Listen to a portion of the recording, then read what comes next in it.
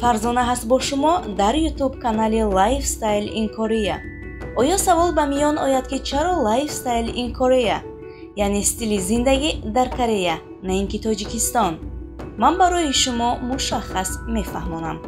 Зиёда аз 9 сол мешавад ки дар Корея бо хонаводаам зиндагӣ ва кору фаъолият мекунам. Албатта ягон давлати ҷаҳон ба ватани худамон Тоҷикистон баробар шудан наметавонад. Лек давлати Корея яке аз давлатҳои пешрафта аз ҷиҳати иқтисодиёт ва технологияи муосир ба шумор меравад. Рости имрӯзҳо ҳама мехоҳанд ба хориҷа сафар намоянду аз тамаддун ва фарҳанги ин ё он давлат бархурдор шаванд.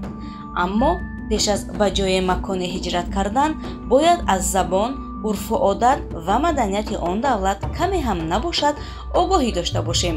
Ҳамин тавр не? Хуб, мақсади ман ҳам ҳамин аст. Шояд нафаре аз шумо мехоҳад дар Корея таҳсил ва ё зиндагию кору фаъолият кунад. Пеш аз сафар кардан ба Корея якчанд усулҳои асосиро бояд донисту риоя кард, то дар мулки бегона ба мушкилиҳои зиёд дучор нашавад. Якум, каму беш донистани забони кореягӣ. Дуюм, донистани урфу одат ва маданият. Сеюм, огоҳ будан аз ҳудуди ҷуғрофии Корея. Дар бораи ин ҳама ман дар канали Lifestyle in Korea зина ба зина мефаҳмонам. Аз тарафи шумо бошад фақат як дастгирӣ: ба канали мо обуна шудан асту идеяю фикрҳоятонро дар комментария навистан. То барномаи навбатӣ дар Lifestyle in Korea. Обод бошед.